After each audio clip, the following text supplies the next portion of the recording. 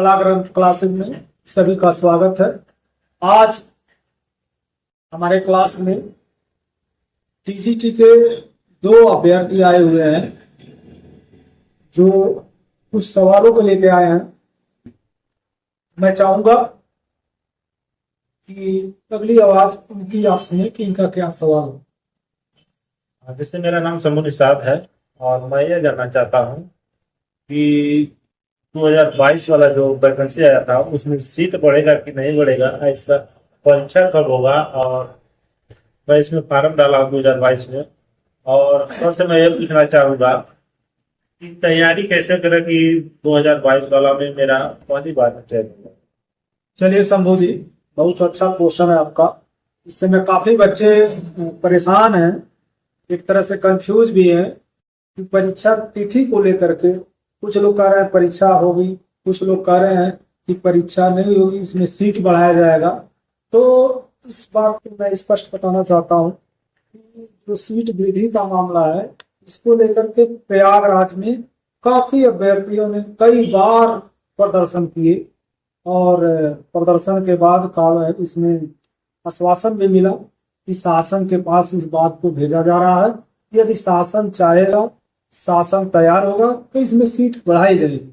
यदि सीट बढ़ेगी तो जो नए लड़के हैं उनको भी चांस मिलेगा, जो नए लड़के हैं उनको भी फॉर्म भरने का चांस बढ़ेगा, मतलब मिलेगा, वो भी फॉर्म डाल सकते हैं। लेकिन उम्मीद कम लग रहा है सीट वृद्धि को लेकर के। अभी तो मंथन चल रही है। वैसे सरकार के पास ये होता है कि सीट घटाया या बढ़ाया जा सकता है। तो सरकार चाहे तो बढ़ा भी सकती है, नहीं चाहे तो नहीं भर्ती लाएगी, इसका परीक्षा कराएगी। और परीक्षा तिथि की बात हो तो परीक्षा तिथि भी मान के चलिए, अभी तो चल रहा था कि दिसंबर में परीक्षा हो जाएंगे, लेकिन दिसंबर अभी कोई भी नोटिफिकेशन नहीं है। क्योंकि जो आयोग के अध्यक्ष हैं, सचिव भी आ गए, परीक्षा नियंत्रक सारे लोग आ गए, लेकिन अभी भी ये लोगों का मीटिंग चल रहा है और मीटिंग में भी स्पष्ट नहीं हो पाया है कि किस तारीख को परीक्षा कराई। लेकिन आप परीक्षा तो होना ही है, 100% परीक्षा होगी। तो आप ये सब दिमाग से हटा दीजिए और आपका काम है तैयारी करना। परीक्षा में अगर डिले हो रहा है, 1 महीना लेट ही हो रहा है, तो आपको और प्लस पॉइंट। क्योंकि यूपी की भर्ती जब आती है तो जब फॉर्म भरा जाता है तो 1 साल 2 साल बाद परीक्षा होती है, फिर रिजल्ट आता है, 4 से 5 साल लग जाते हैं। तो ये 22 में आई थी, 25 आने वाला है, अभी तक परीक्षा नहीं हुआ। परीक्षा हो भी जाएगा तो रिजल्ट आने में 2 साल लग जाएंगे। तो ये 5 पंचवर्षीय योजना लेके आते हैं। हाँ, यूपी में जो भर्ती आती है पंचवर्षीय योजना के तहत आती है। तो आप चूके ना, आप निरंतर अभ्यास करें, पढ़ाई करें। मैं बताया था कि अपनी लाइफ में 2 मूल मंत्र रखिए। पहले तो आप वही पढ़ें जो आपको नौकरी दिलाए, और दूसरी वो कि आप अपने आप को टाइम टेबल में बांधें। मैं बार बार बच्चों को बताता हूँ कि सबसे पहले आप अपने आप को टाइम टेबल में बांधिए। 24 घंटे का टाइम टेबल बनाइए कि कब मुझे खाना है, कब पीना है, कब सोना है, कब घूमना है, ठीक है, कब एक्सरसाइज करना है, कब पढ़ना है।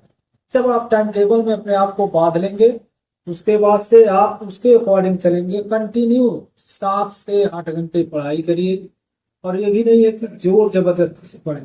पहले तो आप तो इंडोर होना सीखिए। जैसे पहले स्टार्टिंग में 2 घंटे 3 घंटे बैठने का सीखिए, फिर धीरे धीरे आप जब 10 दिन पढ़ेंगे तो आपको आदत बन जाएगी, फिर उबेंगे नहीं।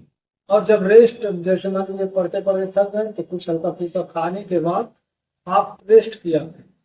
रेस्ट जैसे 1-2 घंटे पढ़े, 3 घंटे पढ़े, उसके बाद थोड़ा बहुत खा करके आधा घंटा रेस्ट कर लिया। उससे क्या होगा, जो भी आप पढ़ेंगे आपके माइंड में वो बना रहेगा, भूलेंगे।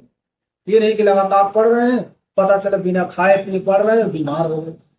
तो एक दिन 24 घंटा पढ़ने से अच्छा है आप कम में पढ़िए, 5 घंटा पढ़िए, 6 घंटा पढ़िए, लेकिन जब भी माइंड फ्रेश हो तब पढ़िए। ये भी नहीं है कि मैं बैठ करके किताब आप खोल लीजिए पढ़ रहे हैं कि आज आप शाहजहां के बारे में पढ़ रहे हैं, तब तक दिमाग में है कि अरे यार मेरा फ्रेंड गया होगा मार्केट में, घूमने जाना था, मूवी देखने जाना था। तो फिर वो पढ़ाई किसी काम की नहीं। आप एकदम डू एंड डाई वाली कराइए। एक मकसद रखिए, एक लक्ष्य बनाइए कि मुझे नौकरी हासिल करना, एक सीट कब्जा बनाना। उसके लिए अथक प्रयास करिए, किताबों में ढूंढिए, प्रैक्टिस सेट लगाइए, जो क्वेश्चन नहीं आ रहा उससे रिलेटेड क्वेश्चन को ढूंढिए, पढ़िए, याद करिए, जो आप उस विषय से संबंधित टीचर हैं, फ्रेंड हैं, उनसे संपर्क में रहिए और उनसे पूछिए, डिस्कस करिए। प्रयास ये करिए कि आप जिस सब्जेक्ट, आपका सब्जेक्ट क्या है?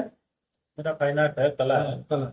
तो आप प्रयास करिए 3-4 लोगों का एक समूह बनाइए और हफ्ते में एक दिन एक चाय की दुकान पे कहीं निर्धारण करिए कि मुलाकात हो, और टॉपिक एडाप्ट करिए, इस टॉपिक से क्वेश्चन पूछा जाना है। तो आपस में सारे लोग एक ही टॉपिक को पढ़ के आएंगे, 10-10 क्वेश्चन पूछेंगे, अगर 4 है तो 40 क्वेश्चन एक टॉपिक से तैयार हो जाएगा। और 40 क्वेश्चन जब तैयार होगा तो फिर कोई भी एग्जाम में आप बैठेंगे तो आराम से उस टॉपिक से कोई भी आपका क्वेश्चन नहीं। तो ये होता है तरीका पढ़ने का।